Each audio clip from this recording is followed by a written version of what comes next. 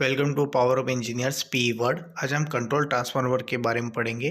Control transformer electrical equipments के अंदर बहुत बड़ा इसका योगदान रहता है। कंट्रोल ट्रांसफार्मर इलेक्ट्रिकल पैनल के अंदर जैसे कि कॉन्ट्रैक्टर, रिले, एमपीसीबी, प्रॉक्सिमिटी, इन सबको ऑपरेट कराने का काम कंट्रोल ट्रांसफार्मर से देने वाली सप्लाई के थ्रू ही होता है।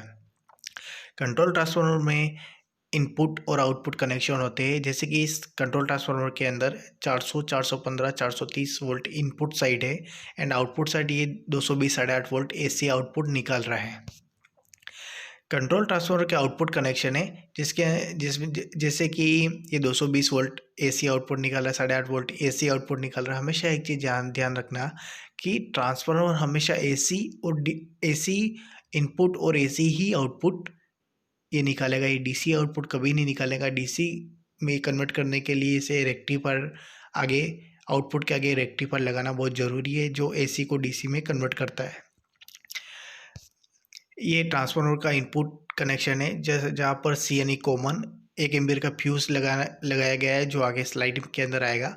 400, 415, 430 इन तीनों में से किसके ऊपर हमको टेपिंग लेनी है, सो आउटपुट वोल्टेज पे डिपेंड है कि हमको वोल्टेज ज़्यादा चाहिए या वोल्टेज कम चाहिए। ये फ्यूज़ प्रोटेक्शन है जो ट्रांसफार्मर की रेटिंग के अकॉर्डिंग इस पर फ्यूज़ लगाया गया है जो कि इलेक्ट्रिकल इक्विपमेंट्स यानी कॉन्ट्रैक्टर, रिले, उसके अंदर कुछ भी एबनॉर्मल कंडीशन होती है, उसके अंदर हाई करंट फ्लो होता है तो ट्रांसफार्मर को ये नुकसान होने से बचाता है। ये फ्यूज़ डिफ्यूज़ हो जाता है।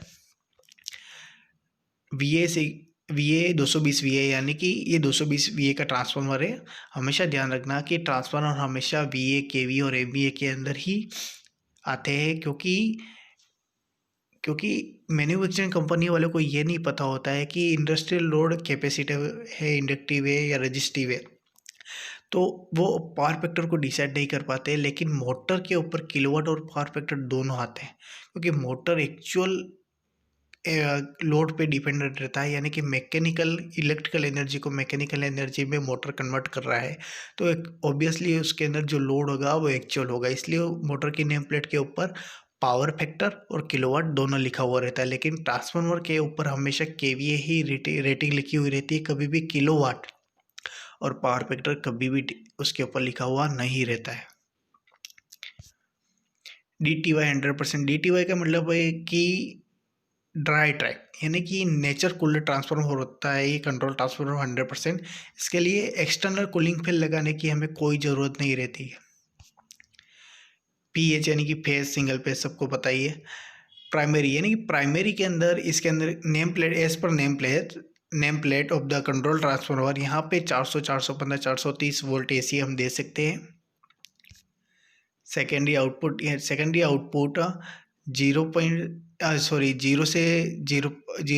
0 से 8.5 वोल्ट AC आउटपुट निकल रहा है, 220 वोल्ट AC आउटपुट निकल रहा है। जैसे कि 220 VA का ट्रांसफार्मर है तो हम देख रहे हैं कि 50 VA 8.5 वोल्ट के लिए और 170 VA 220 वोल्ट के लिए ये टेपिंग इसके अंदर इनबिल्ट दे रखी है ट्रांसफार्मर ने।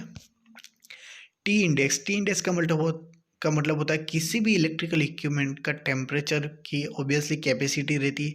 जैसे कि 155 फ़ारेनहाइट इसकी कैपेसिटी है। इसके बाद ये ट्रांसफार्मर जल सकता है, कुछ भी हो सकता है, तो नेचर कूल्ड है, यानी कि इसको ट्रांसफार्मर को पैनल के अंदर अगर रख रहे हैं तो हमको ये पता होना चाहिए कि उस पैनल के अंदर का टेम्परेचर क्या है।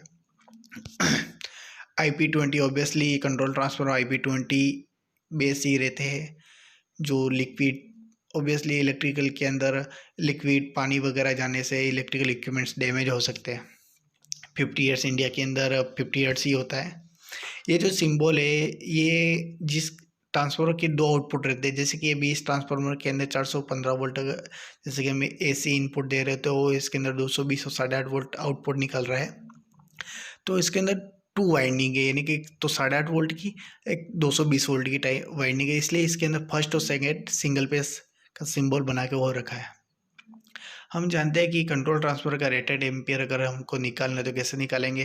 जैसे कि 220 VA का ट्रांसफार्मर है तो सपोज इसका इनपुट वोल्टेज हमने 415 वोल्ट ले लिया है तो VA इज इक्वल टू 220, तो ampere is equal to rated VA divided voltage. तो एम्पियर निकालना तो obviously 220 VA divided 415 AC is equal to 0.5 ampere. Approximate 0.5 ampere आ जाएगा तो हम 0.5 एम्पियर का मैक्सिमम फ्यूज हम लगा सकते हैं। Thank you. आगे भी ऐसे वीडियो आएंगे, चैनल को सब्सक्राइब करना ना भूलना। Thank you.